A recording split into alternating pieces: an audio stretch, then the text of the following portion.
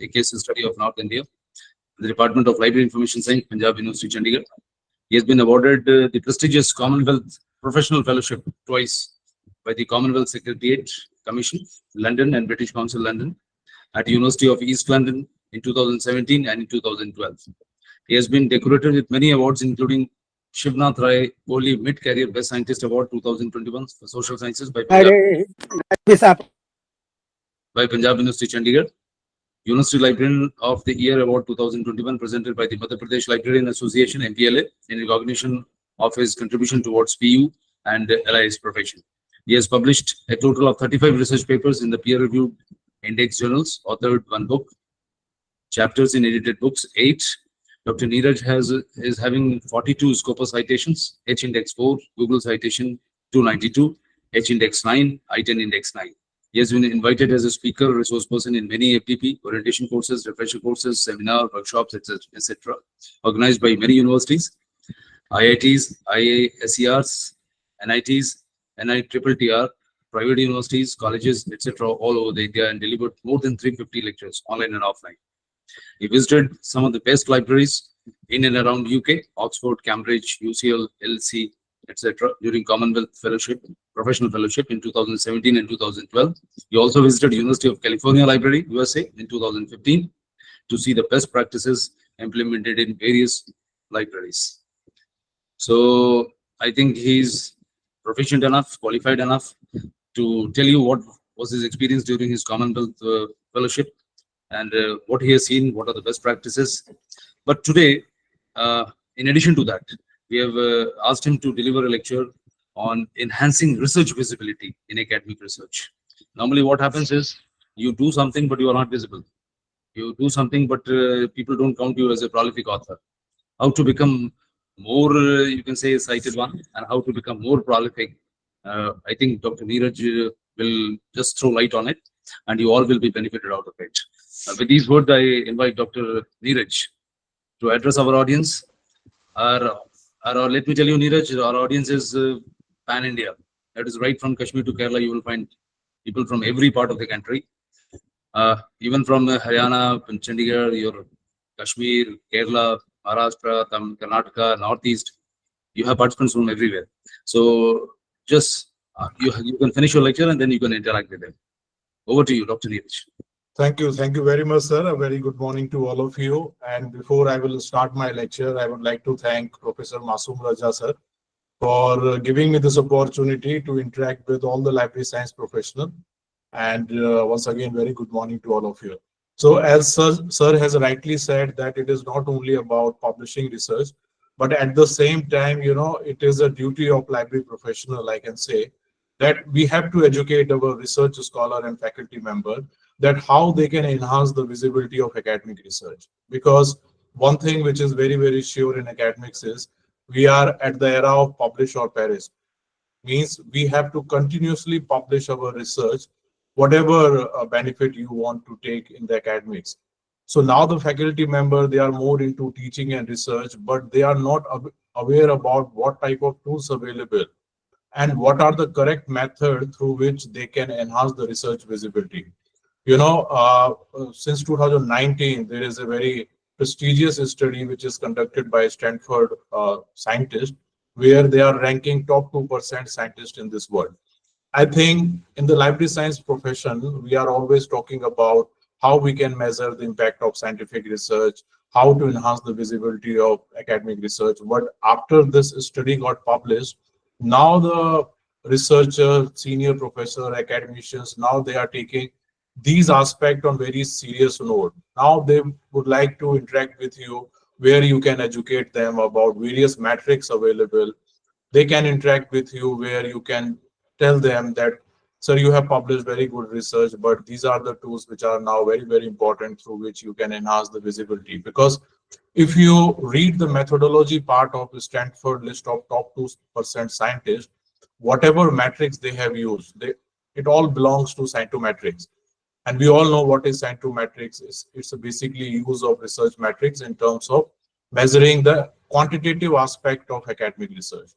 So once this study got published, now various new universities, academic institutions, they are publishing news clippings, or they are publishing news article in various newspaper or various journals, or they are talking about in various platform that these are the top faculty member from our institution who got featured in this list. In Punjab University also this year, 46 faculty member of Punjab University, they got featured in this top 2% scientist of the world. But we all know that, whenever there is such type of ranking and where they are ranking some authors or researcher, there is always a point of discussion, like why some of the faculty members who are having, good number of publications in Scopus Index Journal, they are having good citations, they are having good H index, they are not featured in this list. So after 2019, University Authority, they always, give me this responsibility that whenever these scientists, they are uploading their data on Mendeley repository, so I am extracting the data and submitting to the higher authority that these are the career-wise top 2% scientists of the world, and these are the 23. Like, for example, this year, 2024 data, they are taking the citation H index up to 2023. So when we talk about the Stanford list of top 2% scientists, there are two categories. So the library science professionals, we can lead from front, specifically in these area, where we can educate our faculty member and the research scholar, like what are the metrics available and how we can enhance the productivity of a research paper which you have published. Right. So with these words, now I'm going to share my slide with all of you, where we will discuss in detail about why there is a need to publish research paper, how to get published your research in top index journals, what are the tools available in terms of measuring the research impact, and what are the tools through which we can enhance the visibility of academic research. So I'm just sharing my slide with all of you, and if you can please give a confirmation that whether it is visible or not, so that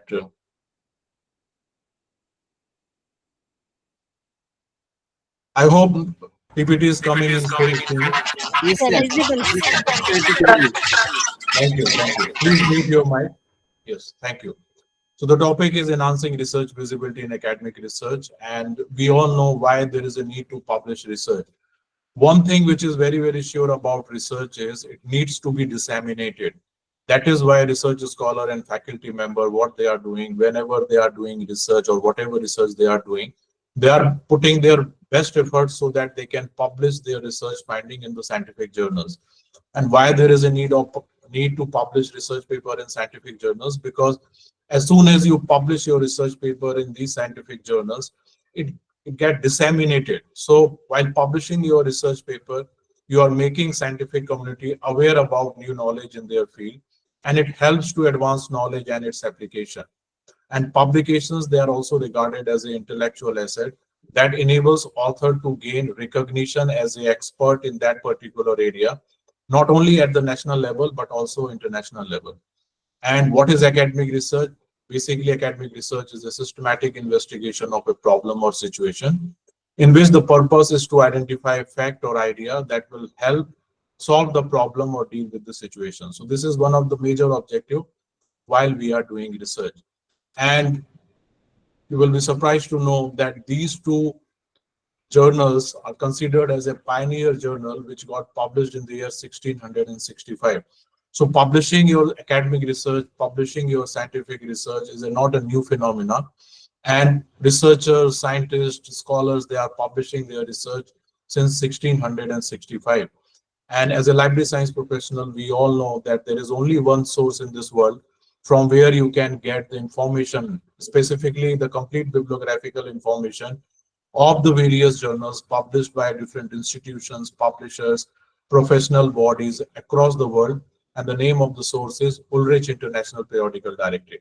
So till now, as per this directory, there are more than 5 lakh journals available, right? But when we are talking about the quality of journals, so there are certain parameters of checking the quality, specifically in Indian scenario, if we are talking about the quality parameters. So there are certain minimum condition which is led by UGC, that the journals where you are publishing your research paper, at least it should be UGC listed journal.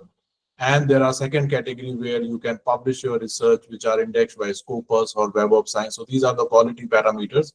So that is why we are saying that Scopus is only indexing 48,000 journals, whereas Web of Science is indexing approximately 25,000 journals.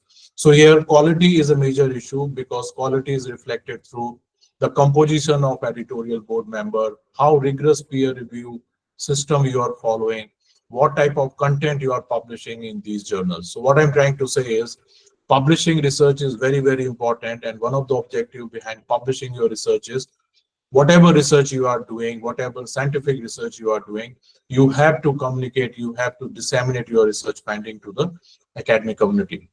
Now, as I said at the beginning of my lecture, that presently this era is known as publish or perish.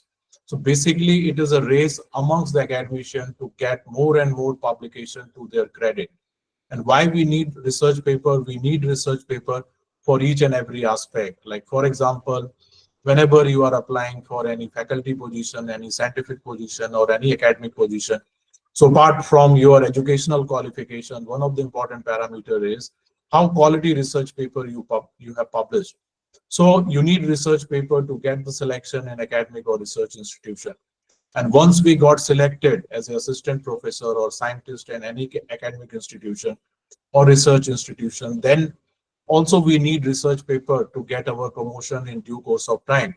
We all know about various UGC regulations since 2010. So there are various amendments are there, and UGC 2018 guidelines are also there, which clearly indicates that faculty, you have to publish your research paper. Earlier, this condition was for library science professional also, but after this 2018 regulations, now they have given some liberty to library science professional, where they are not, asking us to publish good number of research paper because they want that we should contribute more towards library, not towards research. But there are some minimum conditions like at least 1 or 2 research paper you have to publish.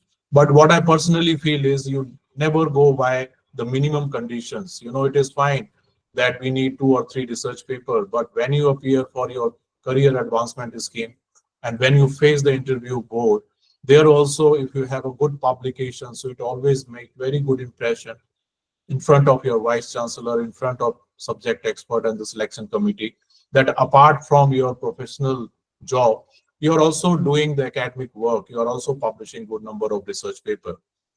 There are various aspects, like whenever you are applying for any sort of project, there also the profile of principal investigator or profile of the faculty member plays very important role. So if you are having good number of research paper in your credit, so that is assurance to the funding agencies that this person know how to get published research. So whatever funding we will give to him for this particular project, definitely is going to publish good number of research paper. And one of the important parameter why there is a need to publish more and more research paper is institutional ranking. As I said earlier, that when you start publishing your research paper in quality journals, it is not individual benefit, but you are also benefiting your institution, your alma mater, that whatever publications you will publish, it is going to be counted as institution publications. And if you read any, ranking agencies methodology, they are giving more than 50% weightage to publications and citations. So what I'm trying to say is we need research paper, and either you can publish or perish. So if you are not publishing research paper, it is going to be very, very difficult for you to survive in this academic world. Now, there is one study which is conducted by US National Scientific Foundation. You can download this complete study which got published in 2018. And there are further editions also which got published in Nature in 2019 also, where they have ranked the top 10 countries in terms of publishing research paper. They have also used all these scientometrics tools. I think they have better used this scientometrics field, what we are doing generally when we are publishing our research paper, specifically related to scientometrics or bibliometrics.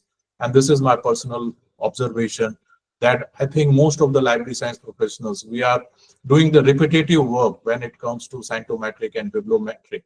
We are not getting full benefit of this particular concept, which is very, very useful nowadays, where you can measure, quantitative growth of any publications, any institution. So there are lots of things which we can do while applying the scientometrics. But the scientific world, they are using these scientometrics tools. They are using these research metrics in terms of giving the different perception about the publications. So that is why this US National Scientific Foundation, they have done the ranking, and you can see from the slide that China is leading from the front, where Chinese, they have published more than 5,28,000 journals. US at the second position, India is at the third position, right? And this is the global share. Like China is sharing 20.67% of global share when it comes to publishing research paper. And there are certain things which they have highlighted in this report. But one of the things which they have clearly mentioned, that Indian researcher, they have done fairly well in terms of publishing or in terms of increasing the number of research paper. But when it comes to measuring the impact of Indian research, it is very, very low, and it is less than 1%. So when you compare the H index of any small European Union country, they are having much higher H index as compared to India. And one of the reason is that Indian research is not much cited worldwide. So this is the worrying fact which they have reported in this study. And we also know, this database which called SciMago journal ranking database. So they are taking the data from Scopus, and you can also do the ranking. So within a second, it will give you the result of top 10 countries in terms of publications and citation. So you can see where US is standing and where India is standing, specifically when it comes to citations, number of publication and H index, and citation per document. Just to compare one aspect, that is called H index. So Indian research is having 624 H index, whereas US is having 2,386. So there is no comparison if we want to compare the impact of Indian research as compared to US scientists. Now, talking about this top 2% scientists of the world, with my personal experience, I can say you that you try to get idea, or you just try to involve yourself in terms of understanding this particular study. So it is not only going to benefit you where you can enhance your knowledge, but directly you can benefit your institution, you can guide, you can have a faculty interaction where you can educate them, so that you will find more number of faculty member and scientists from your institution. They got featured in the upcoming list of top 2% scientists. So as I said earlier, that this year also 46 new faculty members amongst the top 2% scientists. And India Today has also published one news article where they have reported that this time record more than 5,000 Indian scientists, they got included in 2024 list. And Sandeep Salve has been ranked globally 35th amongst the top 2% scientists. So while conducting this study, the Stanford team, they have compiled a data of 5 lakh, half million scientists. And out of this half million scientists, they have ranked the top 2% scientists overall. Indian Institute of Science, Panjab University and Pune University, they are leading from the front, where these institutions, they have given prolific authors or renowned scientists who got featured in this list. I'm not sure about the AMU, and I'm sure that I think good number of scientists and faculty members, they will be in this, they got featured in this top 2% scientists. So what I'm trying to say is measuring research impact and enhancing the visibility is taken momentum, specifically in the academic world. So that is why now you can see that various library guides, live guides of topmost universities, they are also now, putting these concepts in their library guides. What is the purpose? The purpose is to educate the researcher and faculty member. So this is also one of the screenshot of one of the live guides of topmost university, that is called London School of Economics, where they have highlighted the measuring the research impact concept in detail. So, and this is the data, this is the complete data you can download from the Elsevier data repository, which is uploaded by the Stanford team. And every year after 2019, this is the regular feature. Every year they are doing this type of study, and they are not publishing research paper every year. What they are doing, they are just uploading the data on the Mendeley data repository. So this is also one of the classical example of research data management, which we are discussing in the library science field. And now I'm saying that some of the research scholars, they are also pursuing PhD on this particular topic. And library science professionals, they are also publishing research paper in various reputed journals regarding research data management. So during my Commonwealth Fellowship in 2017 at University of East London, I have been given extensive training on this particular aspect, where we have visited University of Edinburgh, Stanford. We have also visited Oxford University, and we have seen the best practices they have implemented in terms of managing the research data. So this is the area which foreign library science professionals or Western countries, they are taking on a very serious note. But in India, we have just started discussing about this particular topic. But I'm not seeing many university creating data repository. Now we are in the process of having discussion with IEEE, where we are going to start our data repository, and we will start with this engineering and computer science field, where it is going to be mandatory for all the faculty members to upload their research data. So I'm not going to discuss in detail about the research data, but if you believe in number, if you see the citation of these two papers, this is the first paper which got published in PLOS Biology Journal in 2019. So you will find the citation of this paper in hundreds. But here, this is all the statistics related to data, where the number is dealing in lakhs and thousands. So this is the importance of research data, because as per research data, every data is having its own interpretation. So it is not like that whatever data you have completed, you have explained the data in a much efficient manner. Some other research scholar, they can explain your data in much more effective manner. So that is why researchers, they are uploading the data. But here, my focus is to make you aware what type of study they are doing and how they are measuring the impact of scientific research. So you can also download the data from version 1 to version 7. And version 7, they have uploaded on 16th September. And this complete data is available. Now, in 2019 also, they have published the research paper, and at that time, 27 faculty members of Panjab University, they make it to the elite list of Stanford list. And this is how, you can calculate the composite is score. In library science profession, we are only talking about two metrics which are going to be used for measuring the impact. First is citation and H index. But when I will go further during my presentation, I will tell you what are the limitations of H index. And H index is not the right metrics which can reflect the impact of your research. That is why this team of Stanford, they have developed various metrics, and they are using these metrics, and they are calculating the composite score, keeping in mind this algorithm or this formula. Being a library science professional, I have no idea about this formula, but I know how to extract the data in these parameters using Scopus. So I've taken the help of one of the professor from the statistics department, and he basically taught me how to calculate the composite score. Specifically, this is the primary index which these scientists, they are using in terms of ranking the top 2%. So, and these three are the base paper. So if you want to have any interest about this particular study, you just try to download these three papers and just try to understand what is the major objective behind this study, how they are doing, what is the methodology, and what is this expected outcome. So this is purely based on quantitative parameters. There is no scope of quality. They are claiming that they are making a balance of quantitative and qualitative, but again, they are checking the qualitative measures using quantitative methods. There is no scope for patent. There is no scope for technology transfer. There is no scope of copyright. There are various things which they have not included.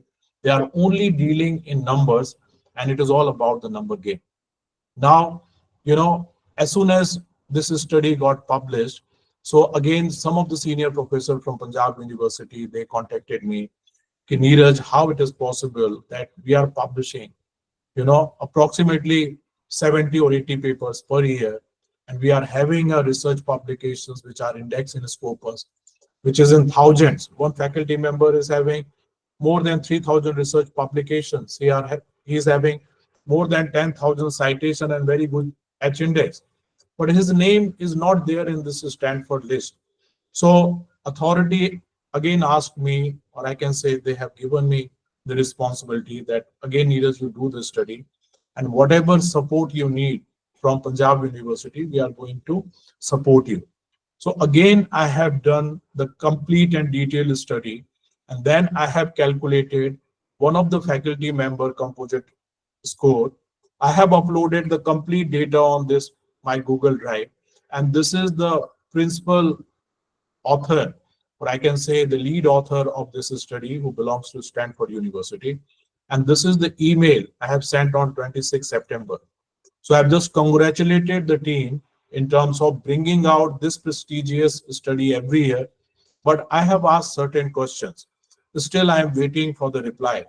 And after 2, 3 reminder, if they are not going to respond my email, then I'm going to write a letter to the editor where I will ask certain questions about this particular study. Because if you are having the complete idea and if you have devoted your time and effort in terms of understanding the study, then you are having each and every right where you can ask your questions, you can seek the clarification from the researcher. So this is what I have done, but still I'm waiting for the reply.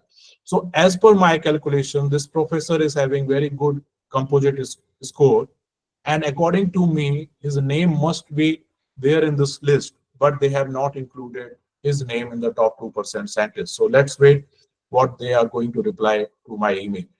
And this is how, this is the voluminous data.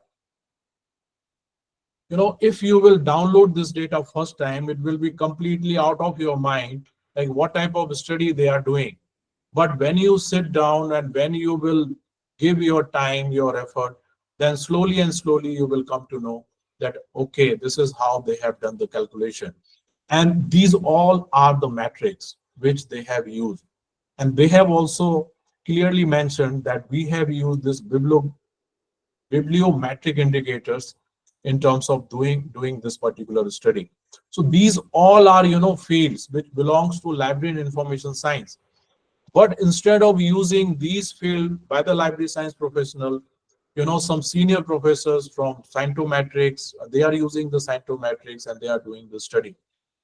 Okay, so I'm not going to criticize what about this study, but there are very good aspects which they have taken, which they have applied in terms of doing this study. So this is how they are calculating.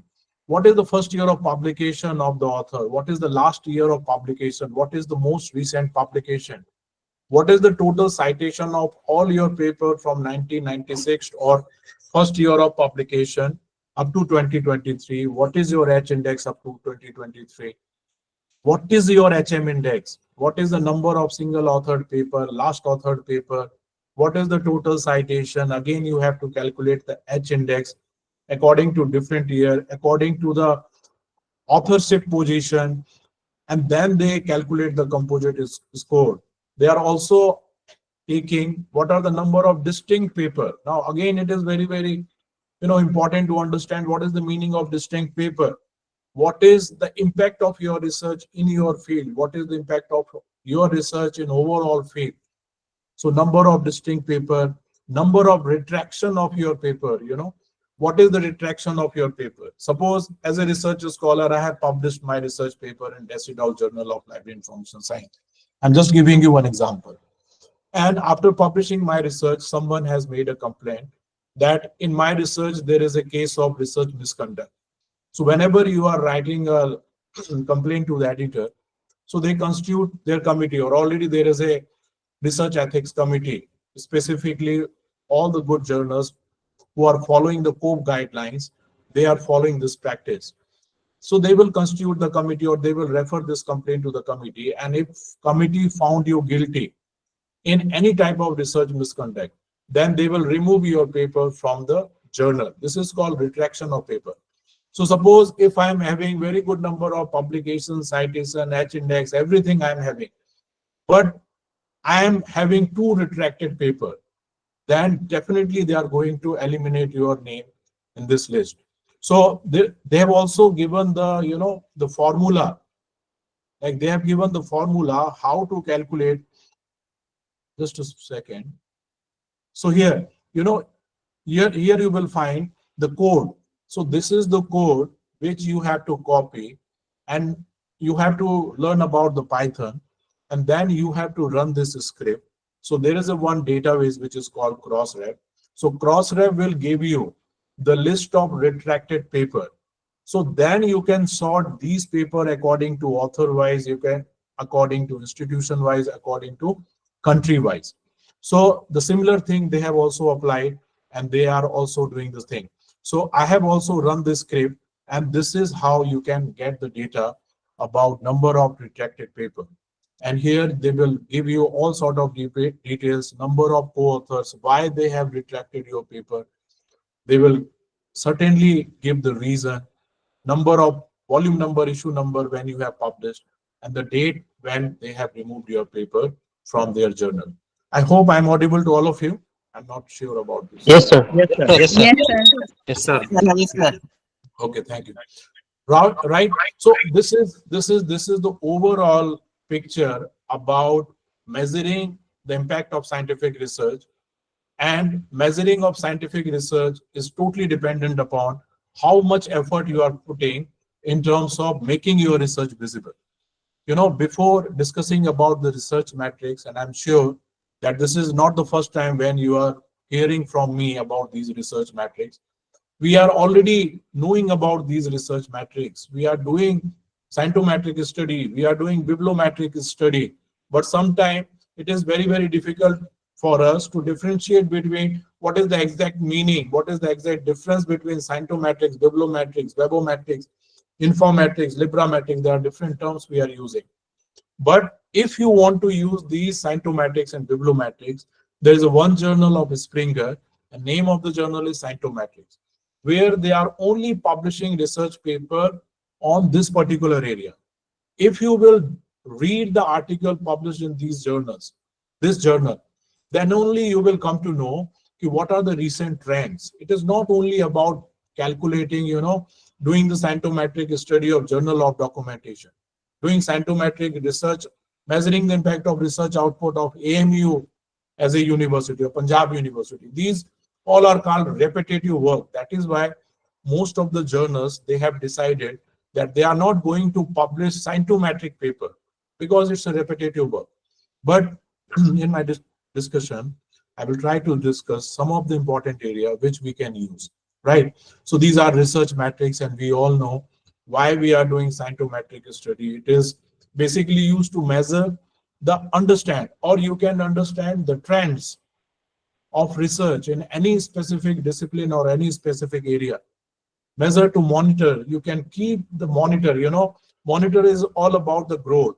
If you want to measure, or if you want to monitor the quantitative aspect of Punjab University research publication, AMU research publication, that all possible. You can do country wise, you can do author wise, you can do institution wise, and you can compare also. You can compare Punjab University with AMU, and all these, NIRF ranking, funding agencies, QS ranking, they are also using these scientometrics tool, where they are giving you PERS grant, FIST grant, some other grants. They are also doing these study in background, and then they decide, okay, this university is doing good in terms of research, so we have to support financially so that they can produce good number of research. Measure to incentivize. Punjab University, we are giving 1 lakh cash prize to the researcher who are doing good research in all the discipline. Right, in 2019 also, I feel very lucky or very fortunate to get this award from Punjab University, because I have published, average number of research paper in the Scopus Index, having good citation. So what I'm trying to say is, if any institution want to give you some award and recognition, definitely they will use these scientometrics. And there are limitations. We will discuss later on if time will permit. So you can measure the research impact in 4 categories. That is called journal metrics, author metrics, article metrics, and alt metrics. Now, what are journal metrics? Impact factor. I think there's no need to discuss in detail about the importance of impact factor. This is how we can calculate the impact factor. And there is only one source in this world which can give you correct and accurate information about journal impact factor, that is called JCR, Journal Citation Report. Every year in the month of 30th June, they are releasing the impact factor, and through which you will come to know what are the top impact factor journals in your subject area. So this is the example of some of the impact factor journals like 2022, which got published in 2023. So you can see that CA Cancer Research at that time, it was having 254 impact factor, and likewise we can do the calculation. So there is a 5-year impact factor also. So there is only one difference between impact factor and 5-year impact factor. While calculating the impact factor, they are taking 2-year window. And while calculating the 5-year window, 5-year impact factor, they are taking 5-year window. So what I'm trying to say about the window means, like total number of research paper published in any journals during the last 2 years, total number of citations. So when you divide this number, whatever will be the number, that is the impact factor. So here we are taking 2-year window for calculating the impact factor. The same formula you can apply where you will take 5-year window, that is going to be 5-year impact factor. What is cumulative impact factor? Cumulative impact factor means, suppose I have 5 research paper. Out of my 5 research paper, 3 research paper I have published in one journal, which is having impact factor of 1.2. So you multiply 3 into 1.2 and you just write down the total number. Now my 4th paper is having impact factor of 5. So you just add 5 with the previous number and you just keep adding your value to the previous numbers, and at the end, whatever number will be in front of you, that is called the cumulative impact factor, right? And then there is a criticism about impact factor that also we can discuss if time will permit. There are various criticism about the impact factor.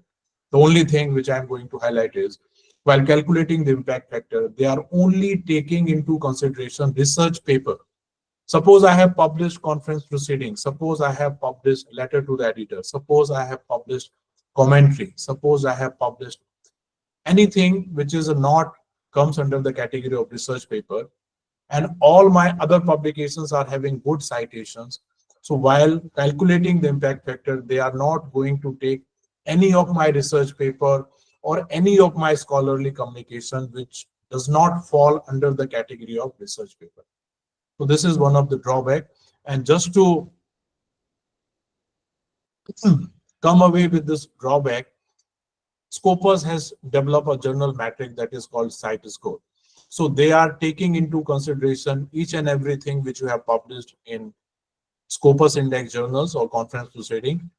And as far as Elsevier is concerned, they are thinking that 2 years is not enough to measure the impact. So they are taking 3 years window, right? This is the only difference between Cite Score and impact factor. And they have also developed SJR, SNIP, which you can read from the Scopus database. They have explained in detail how they are ranking the Scopus journal, how they are calculating the source normalized impact per paper, right? Then H5 index is a Google matrix, which they are using in terms of ranking the top journals. So suppose if any journal is having H5 of 10, that means during the past 5 years, a journal has published 10 articles, which has at least cited 10 times. All these things you can get in details if you Google it. Immediacy index. Now, there's only difference between impact factor and an immediacy index is, while calculating the impact factor, we are taking 2-year window, but immediacy index is released every year. So they are taking 1-year impact. Sometime specifically during COVID-19, whatever research, scientific community they were publishing at that particular time, specifically related to COVID-19, immediately it start getting the citation. So at that time, scientists, they were more interested in knowing the immediate index of their immediate impact of their research publication. That is why they have given the nomenclature that is called immediacy index. Means immediately you will come to know the impact of your research, right? Talking about the author matrix. Now, this is the screenshot of one of the professors from Panjab University. He is having 135 H index. I don't think, we all are learned library science professional how to calculate H index. So Scopus is doing this calculation. There is no manual method where you can calculate. You can do the manual thing when it comes to calculating the H index of your institution. That you can do manually, but author-wise, it is reflecting the H index and they are doing this calculation automatically. So suppose if any author is having H index of 135 paper, and suppose this author has published 2000 research paper. So out of 2000 research paper, there are at least 135 research paper which has received at least 135 citation or more than 135 citation, right? But these are the limitation of H index. Now, suppose there are two authors. One author is having, suppose 500 citation, and second author is having 200 citation. But both the author, they can have H index of 5 or 10. There's always a possibility because H index is calculated using this formula. And as per this formula, more than two author can have same H index, but their citation may vary. So it is not a perfect index where you can actually measure the impact of research paper published by the scientist. There are also drawback, Suppose I am author. I have published 10 research paper and my H index is 5. But in all my 10 research paper, my name was listed as a last author. At the same time, this is another author who has published single author publication. He can also have the same H index, right? So H index, does not able to verify, or it is not measuring the impact of your research, keeping in mind the authorship position.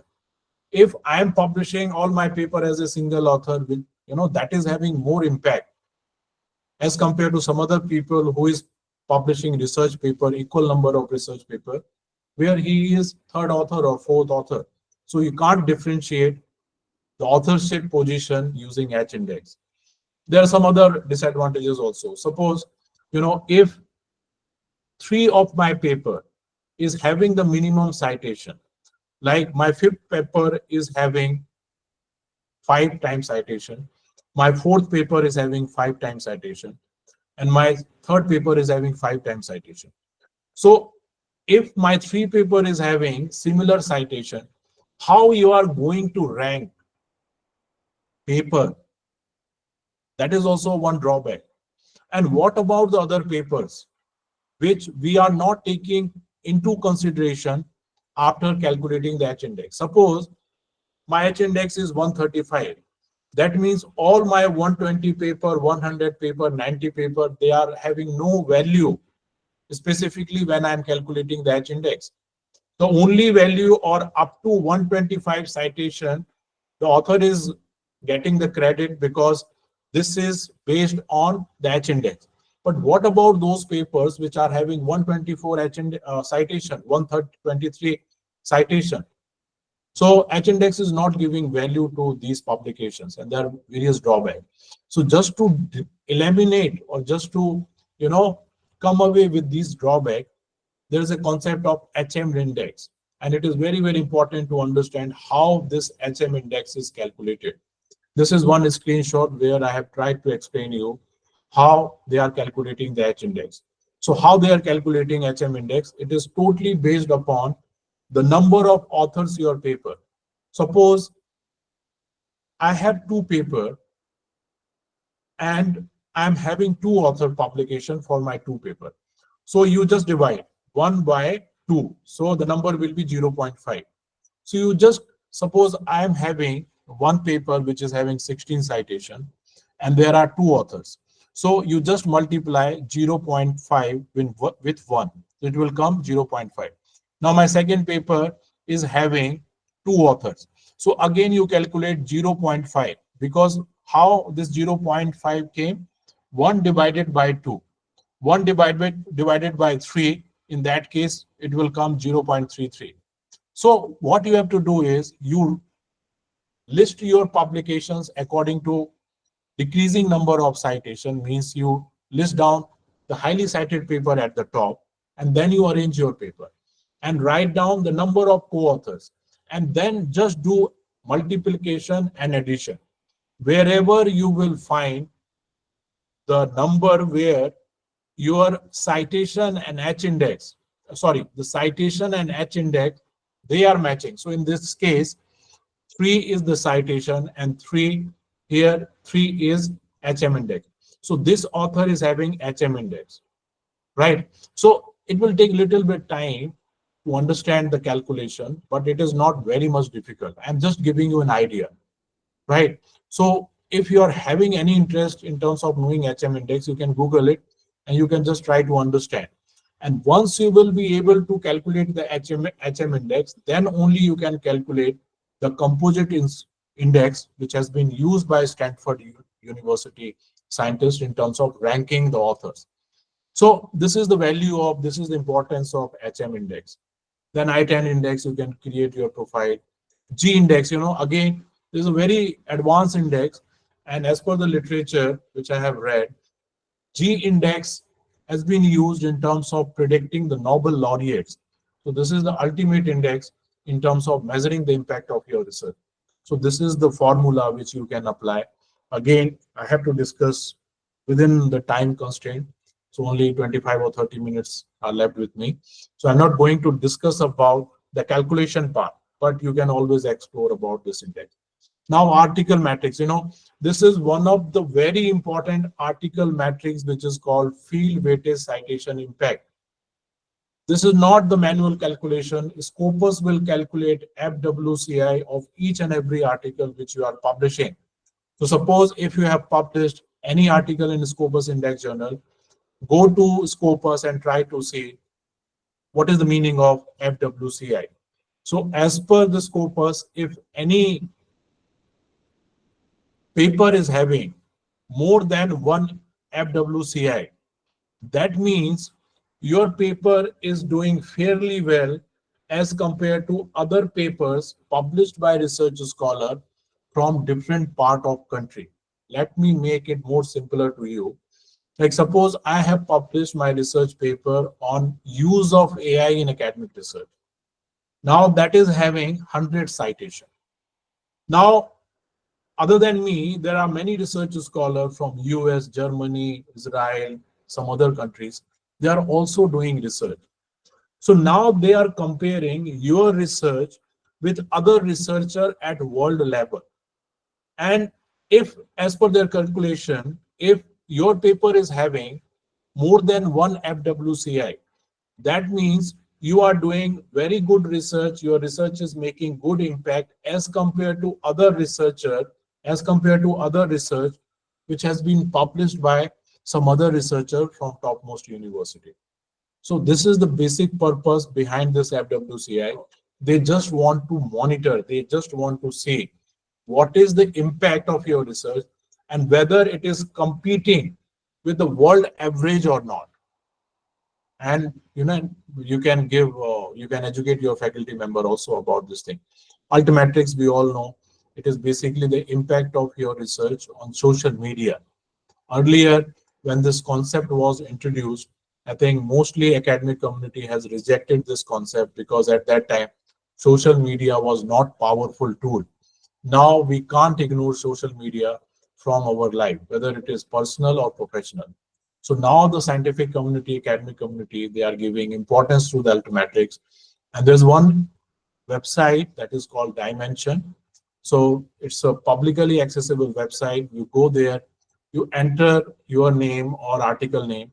Immediately it will tell you how many people they have tweeted about your research, how many people they have shared your research paper using social media. So it is all about the impact of your research on social media. Now they're enhancing the visibility. Now there's one study published in Nature Journal where they have reported that more than 43% SCI index papers, they have never received citation. Again, there's a perception among the researcher that as soon as you publish your research paper in Scopus Index or SCI Index Journal, you will start receiving the citation, which is not true. And this is not what I am saying. This is what Nature is saying. And there's one study where they have ranked the top 100 paper. You can download this study where they have clearly mentioned. And there is a one paper which is having the lifetime all-time high citation, which was published in the year 1960, and it is from the physics subject area. And this article has received more than 3 lakh citation when this study was published in Nature, right? So in this study, one of the fact which they have highlighted is publishing your research in Scopus or SCI Index is the halfway towards receiving the citation. 50% is all about research visibility. As per the academia website, more than 7,000 research papers have been published by researchers on daily basis. And most of the research paper, they have never got any attention. They receive zero download because the visibility is very, very low. So here now the scientific community is giving importance to the research visibility, which is very, very true. Let's take one simple example. Suppose I have published my research in one of the Elsevier journal. Now, as soon as I will publish my research in Elsevier journal, I am limiting its access. How I am limiting its access? Like only those research scholars where their university is having access of Science Direct, where they are spending 1.5 crore rupees every year, their research scholar is having the freedom or having the privilege of downloading my research paper. Now you think how many academic institutions, colleges, or research institutions from developing world, they are ready to pay huge amount of money to Elsevier, right? So as soon as you publish your research paper in any commercial journals, we are restricting its access. So that is why the trend is to publish in open access, so that immediate, if you have published quality research, then immediately you will reach out to the academic community. And if you have done quality research, then people will download your research, people will cite your research. But there is a scope, there is a concept as per the copyright in academic publishing that is called self-archiving, and we all know about self-archiving, where we can educate our faculty members. So nothing to worry. Even if you have published your research paper in Sage, Elsevier, Wiley, any journal, you can upload the preprint and postprint version. Preprint you can upload whenever you want. Postprint you can upload after the embargo period of 6 to 12 months, because this embargo period varies from publisher to publisher. So what I'm trying to say is, now there is a trend of research visibility, and research visibility is directly related to impact of your research. So there are various studies conducted by various academic institutions and researchers where they have reported that more than 50% citation got increased when the researcher, they are making their research visible. So making your research visible, it will increase the access of your research. And when you will put effort in terms of increasing your access, it will directly reflect in number of downloads. And number of downloads will directly reflect to number of increased citation. And number of increased citation overall increase the impact of your research. So this is the basic logic. Again, there is a perception among the researchers that research visibility is all about publishing your research only. But you can do the research visibility when you start your research. You can put effort in terms of making journal e-visibility, professional e-visibility, and research e-visibility. That is also possible, right? So these are the tools. But before using all these tools, we have to understand about the different versions of your research paper, because copyright is directly associated with the different version of your research paper. Like preprint, author is having lifetime ownership of your content. Postprint, it varies about publisher to publishers, and we have to follow the embargo period. And no publisher is giving you permission to upload the published version of your PDF article. Like for example, I have created my ResearchGate account or Google Scholar account. I am downloading the article from Science Direct and making it visible to the academic community. That is completely violation of research, because no publisher is allowing you to upload the publisher version. What is publisher version? When your article got published in online journal or printed journal. So never try to upload published version in any of the repository. And there are two ways through which you can enhance. One is called green route of open access. First is called gold route of open access. You pay to the publisher and you will publish your article in open access. Then what is green access? Green access is all about self-archiving. You upload your preprint and postprint after checking it through Sherpa Romeo. That is called green route. So we are having two routes of making our research visible. Now, what are the tools available? Author profile, Scopus author profile. Again, researcher, they are only serious about publishing their research. But with this example, I can show you from my university itself.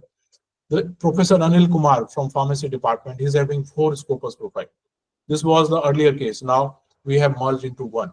So now the researcher, faculty member, they are not regularly checking their Scopus profile. And what Scopus is doing, sometimes, it is giving credit to someone else of your publications. Now I'm having very common name Neeraj. So suppose if any other library science professional from any other university is having the same name, there is always a possibility that he is taking credit of my publication, either I am taking credit of his publication. So it is always better to regularly check your Scopus profile. And this thing, Stanford team has also highlighted that they have used the Scopus database, and for any publications and citations clarification, they are not ready to give you any clarification. You can seek clarification from Scopus. And they are also telling the researcher that always monitor your Scopus profile.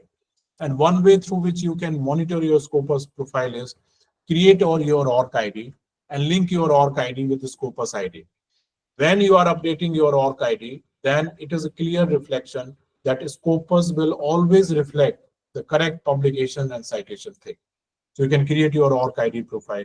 This is how, and as per some of the notification of UGC and MHRD, now they have made it mandatory that only those faculty members which have registered in the Vidwan or IRINS and created ORG ID profile, only they are entitled to get the UGC project, right? So I will show you on a screenshot. So this is how you can create ORG ID. Similarly, researcher ID, Scopus ID for the research, Scopus publications, researcher ID for the SCI index, we also called as Publons. So similarly, you can create your researcher ID so that Web of Science will reflect all correct and publication details under your researcher ID. This is how you can calculate. I have also published few research paper in SCI index journals. I have created my ID. So once you have created your ID, so that is a guarantee that all your publications will be reflected correctly in your ID. Now, Google Scholar is one example. ResearchGate also. Sometimes these ranking and funding agencies, they are not taking the data from ResearchGate. But with my personal experience, ResearchGate is all about collaboration. If you are visible on ResearchGate, you never know, someday you will receive one email from other researcher who are working on the same area from different university, and you can publish research paper. I can give you one example. I published 2 Springer Nature articles recently, one in a journal and one in edited book of Springer, where we have collaborated with one of the faculty member who is working in UN University in Tokyo. She's doing research on climate change and biodiversity, and we have done some scientometric study on this particular area. So Springer, they have taken very much interest on our research, and we have published the article. So what I'm trying to say is, ResearchGate is all about networking. It's all about the visibility. So whatever you are publishing, you should be vocal. We are very vocal. We are very particular about our professional things. So if you are meeting with your friends, if you are going for dinner, movie, we are making much efforts to tell our friends and colleagues, but we are not vocal about research publication. But this time, or the present time, is demanding you to be visible on these platforms so that you get more collaboration, more impact of your research, like academia.edu, LinkedIn. Once we got a job, we are very less visible on these platforms. But if you see some of the topmost scientists or professors who are working in Cambridge University, Stanford University, they are very particular about the LinkedIn and all these professional networking websites. What is the purpose? To communicate and tell the academic community this is what we are publishing, so that they can get the recognition and award and reward in their field. Impact story and kudos. These platforms, some platforms they are country specific, some platforms they are region specific. Like this impact story and Genedo, they are more popular in European country. So most of the time, Yandex, like for example, Yandex is a search engine which has been used heavily by the researchers who are from Russia. They are not using Google or any other search engine. They are using Yandex. So similarly, these tools are specific in some country and some reason. So if you can devote your time, if you can take the research scholar help and you are visible on these platforms, definitely it will give you visibility overall. And this is the circular, which is issued by the UGC to all the university, where registering your detail in Vidwan, ORCID, IRINS is very, very important. Figshare also very good tool, which we can use in terms of making our data visible to the academic community. So in Punjab University also, I'm looking after this IRINS portal. I am conducting the faculty awareness program, and almost all the faculty members, they are listed in this profile. So these profiles are basically helpful in terms of enhancing the perception of your university. Sometimes perception is also related with the visibility. If your faculty is making effort in terms of making their research visible, if library science people, they are using IRINS, Vidwan, and some other portal where they are highlighting institutional research publication. So overall, it will impact the perception of your institution. And ranking is mostly about the perception. So we can lead from this front and we can educate our faculty and research scholars. And it is not, it does not require much effort if you want to be visible on these platforms. So at the end, what I'm trying to say is communicate about your research online. Use Twitter, use SlideShare, use Figshare, use all the academic social networking website so that we can reach out to the maximum professional or academicians, and we can tell them like these are the area where we are publishing our research paper. This is the area where if you want to collaborate with us, we are ready for the collaboration. So thank you very much for listening to me. I have completed my presentation 10-15 minutes before, so that at least we have some time for the interaction. Otherwise, it is going to be only one-way communication where only I'm telling you all these things with you. And at the same time, I'm not getting how much you have understand. And if there is any questions or clarification in your mind, I'm ready to answer to your query. So thank you very much for listening to me. Now the session is open for the question answer session.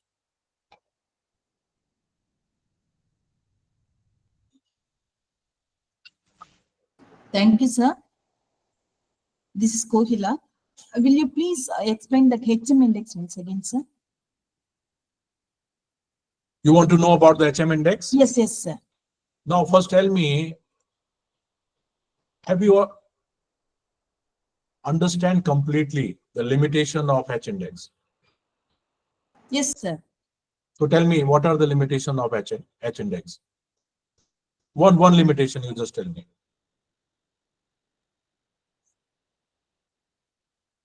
Yes, ma'am. Please tell me one limitation of H index. The one limitation is it is not differentiating between two authors, where one author has published all research where he is a single author. Whereas in the case of second author, I have published 10 research papers where my authorship position is third, fourth, or last. So just to overcome this thing, even the Stanford University scientists, they are calculating the HM index. Now you just try to understand, suppose I have published 10 research papers. Out of my 10 research papers, my first publication where the number of co-author is 3. Are you getting me? So my first paper is having 3 authors. So now what I can do is I can multiply 1 into 0.33 and just you write down the number. Now my second paper is having 2 co-authors. So now what I will do, I will multiply 2 into 0.5. What will be the number? You add the previous value. So you keep adding these things where this number and the citation will match. That is called HM index. So HM index is basically to measure the impact of your research according to co-author publication or according to single author publication. I hope I have given answer to your query. Still, if you are having any doubt, you can explore. You can use Google or you can watch any YouTube video. There are lots of educational materials available which will help you in terms of understanding and calculating the HM index. Thank you, sir. Yes, any other question? Hello. Yes, sir. So myself, Madan Singh Golwal. Yeah. I have one query. Yes. Is there any relation between H index and Nobel Prize winners? No, again, H index is not the only criteria to measure the impact. As I said during my presentation, to predict the Nobel laureates, they are giving more weightage to G index rather than H index. Okay, sir. Yes. Thank you. Hello, sir. Yes, yes, sir. Sir, my name is Kollam Sundar. Yeah. Sir, H and G, both index are very popular for measuring the quality of researchers in our field or every field. Sir, why G index is better than H index? Because G index is used nowadays a lot. Yes. No, again, Why it is better and what in which portion H index, in which portion G index provides more emphasis than H? Yes, you are absolutely right. Now in the academic community, there are two well-established parameters. First is citation, or you can add 3: impact factor, citation, and H index. Now, if you read all these metrics, there are lots of limitations. There are limitations with impact factor also. There's a limitation with citation also. There's a limitation with H index also. How there's a limitation with citations? Now, what these Stanford team they are doing, while calculating your overall citation and H index, they are taking your overall citation. But at the same time, they also know there is always a scope of manipulating your citation. And there's one area which is called self-citation. So while calculating the composite in score, what they are doing, they are eliminating all your self-citation. And what is self-citation? Suppose there are 10 authors in my research paper. If any 10 of my co-author is citing the same paper, that is called self-citation. It is not only that in my second publication, I have cited my previous paper. Whosoever will cite my paper, that is called self-citation if the previous author, you have published any publication with the previous authors. So these Stanford team, what they are doing, they are eliminating the self-citation. So there's always a limitation with H index. There's always a limitation with citation and impact factor. Now there are lots of limitations with H index. So that is why scientific community, now they are giving weightage to HM index and G index. Now what is G index? Let me show my screen once again. Just a second.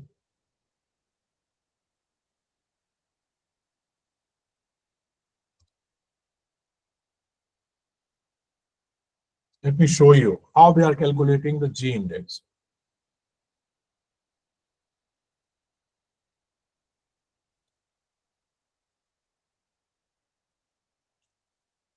Is it visible? Yes, sir. Now calculating G index, what you can do is, first you arrange all your paper according to highest number of citation, like 70, 12, 6, 5. You arrange in the decreasing order. Now my first paper is having 70 citation. So you multiply 70 into 1 and just write down 70. Now my second paper is having 12 citation. So you just add 70 with 12, that comes to 82. Now my third paper is having 6 citation, 82 plus 6, 88. Now you just keep adding these number of citation. Now where your number of paper and the square of citation will be equal. Now here in case, now the overall citation after adding the present and previous value is 100, and this is my 10th paper. So square of 10 is 100. So my G index is 10. Whereas if you calculate the H index of this author, now tell me what will be the H index of this particular author?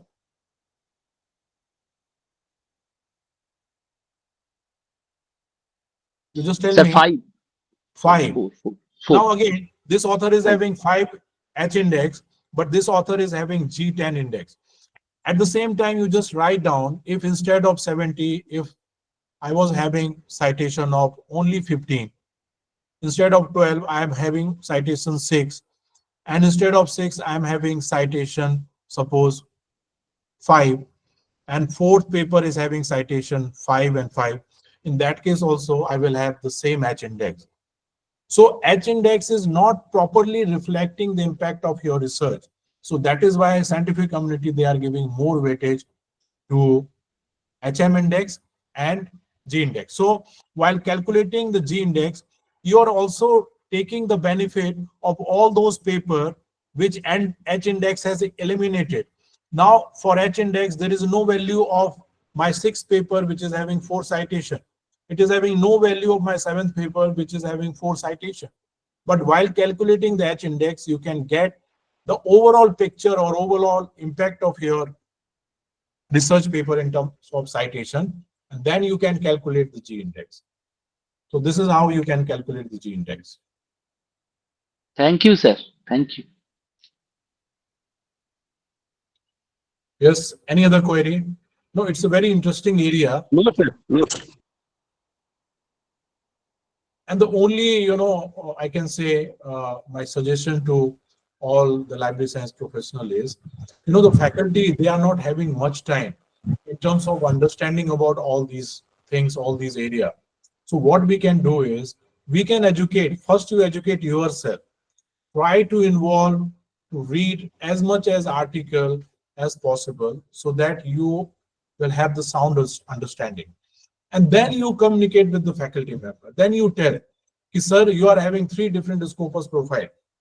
You just send me an email. I will do this correction on behalf of you. Sir, your research is very good, but it is not visible. You have not created your org ID profile.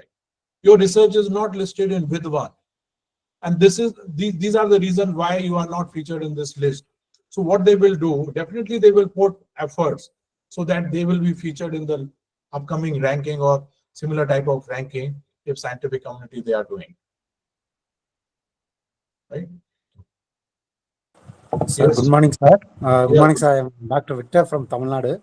Yes, sir. So, related to the increasing of H index of particular persons, nowadays we are having one thought. That is means to publish an article is in open access journals. It will helps to increase the H index. Is it true, sir? Or otherwise we can give importance to the Traditional another journal. paid journals also. Sir, first we have to understand why this open access is getting momentum in the scientific community. Now, when you see the commercial aspect behind publishing your research, now what these publishers they are doing, they are taking your content free of cost. They are appointing editors. They are making editorial board members. These publishers, they are not paying a single penny to any of the editorial board members. Now, the quality of any journal is reflected through list of editorial board member and the peer review process. If you are associated as a reviewer with any journal, no publisher is paying you any money. But once you publish your research, they will ask you to pay huge amount of money in terms of accessing your own research. Now these Elsevier people, they will never negotiate with you that 5,000 paper, suppose 5,000 paper has been published by the faculty member of Panjab University. They will never negotiate that the content which you are selling Like out of your total content, 1% is contributed by Punjab University. So you have to give discount in terms of the subscription, but they will never give you any discount. They are making huge amount of money while publishing your research. This is one aspect. The second aspect is because they are increasing publication or subscription charges, not many faculty member and research scholar, they are able to download your research paper. So now when I was in the UK during my fellowship, there's one professor from Oxford University. He started signing a petition, boycott Elsevier, where more than 40,000 scientists from UK, they have signed the petition. Now they are boycotting these publishers, that we are not going to publish our valuable research in these publishers. So they have given the concept that instead of publishing our research with these publishers, first we will publish our research in our institutional journal. Or if any institution is not having institutional journal, we will be associated as a reviewer and editorial board member in open access journal. So there are two methods. One is called Plan S, like PLOS journals. They are following Plan S model, where they are charging from author or institution for publishing your research, and it is visible to the researcher free of cost. So it is clear logic that when you will publish your research paper in good quality, double-blind, peer-reviewed index journal, open access journal, where quality is not compromised, then definitely you will reach to the maximum audience. And when we will reach to the maximum audience, definitely it will reflect in terms of download, citation. Impact factor and H index is totally depend upon the citation. If my article will start receiving good number of citation, next year it will enhance the impact factor of that journal. It will enhance my H index. So that is why now the scientific community, they are publishing their research in good quality, double blind, Scopus index or SCI index, open access journal. You go to Scopus or SCI, you can filter out what are the open access journals available.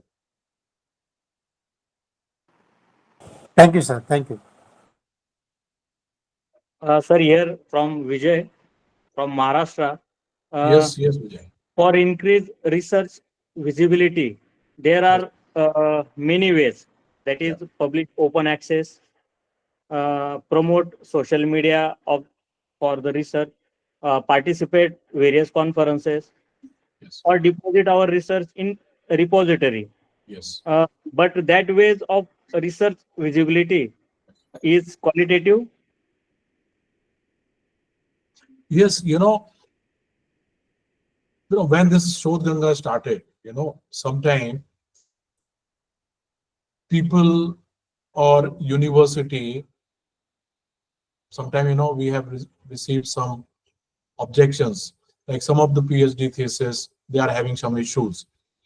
So it is clear indication that if you want to tell the research community that these are your research publication, so it is your duty that you only promote your qualitative work. If you are listing down very ordinary paper, nobody is going to cite your paper.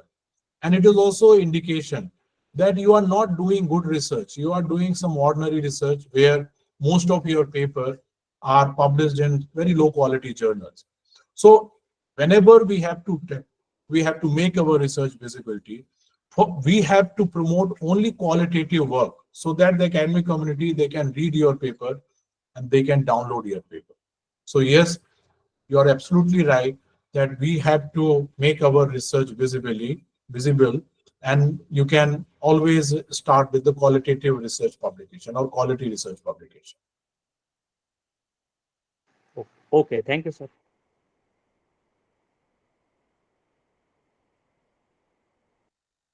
Yes, any other question? Sir, this is Sangeeta from Assam. So Yes. actually, it's not a query, but it's just just I want to share with you that I was doing this cinematic studies in PhD. Yes. It was my PhD topic in 2015. But since then, so many. I mean, that time altometric was just introduced this time. Yes. So after that, so many index, G index, H index, I index, everything. Every time new things are coming on. No? So it's very difficult to track to keep a track on what's going on. Open access is a solution for us. Otherwise, we will be nowhere within this publishing industry and publishers. Yes, ma'am, you are right. But you know, one of the what I personally again feel is one of the important aspect of our profession is that every year or very frequently new trends and technologies are coming. So there are always two aspects. If you are in a comfortable zone, then there is no issue. But if you are updated with all these metrics, all these trends, technology, then definitely it will put you on your toes and you will contribute more towards library and library science professional. So this is one thing. Talking to your point, when you started or when you have selected this topic at that time, these metrics were not popular. But with these coming time, specifically from these ranking agencies and this Stanford, and you never know, you will see similar type of ranking by some other university in future also. Now they are giving more weightage and more importance to our area. So it is very a good moment for us that now the scientific community, they are using scientometrics, altmetrics, bibliometrics in terms of ranking all these things. So this is our domain. We can educate ourselves and we can contribute in our institution and our Yes, sir. Yes. research. Yes.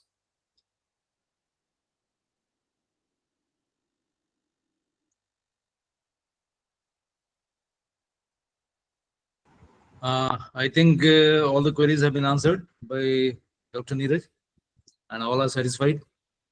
Thank you, sir.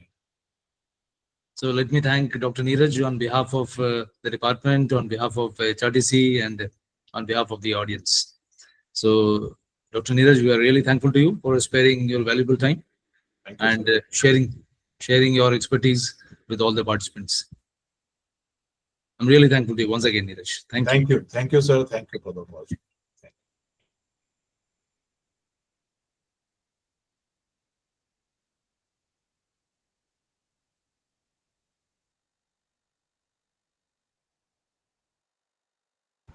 I think you can switch to next session.